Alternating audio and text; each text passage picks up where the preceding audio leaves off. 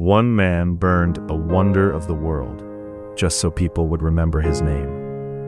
In the year 356 BC, someone set fire to one of the most magnificent temples ever built.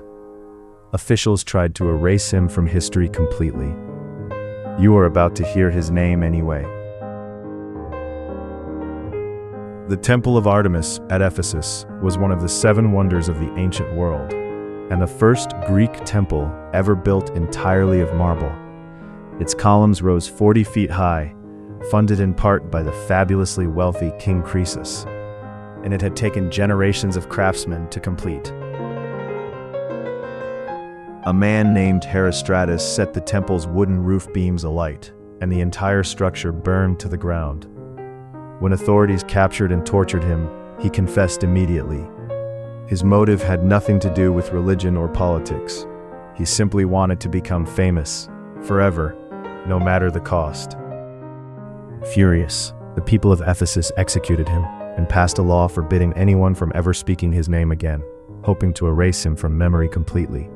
It was one of history's earliest attempts at what we now call damnatio memoriae, the total erasure of someone's identity. And so, Herostratus, in his way, succeeded in becoming immortal. The plan failed almost immediately. A historian named Theopompus wrote the whole story down anyway, name included, and it has survived for over 2,000 years since. Historians today even use a phrase for exactly this: herostratic fame, infamy earned through destruction rather than achievement. According to ancient tradition, the fire broke out the very same night Alexander the Great was born. Years later, as a grown king, Alexander offered to personally fund the temple's reconstruction. The people of Ephesus turned him down as tactfully as they possibly could.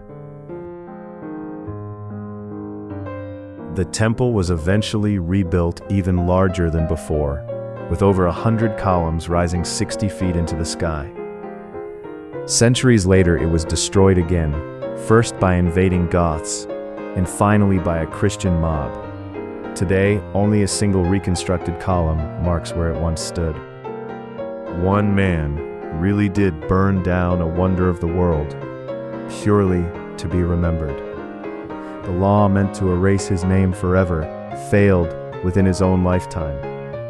2,300 years later, you just heard his name spoken out loud, exactly the way he always wanted.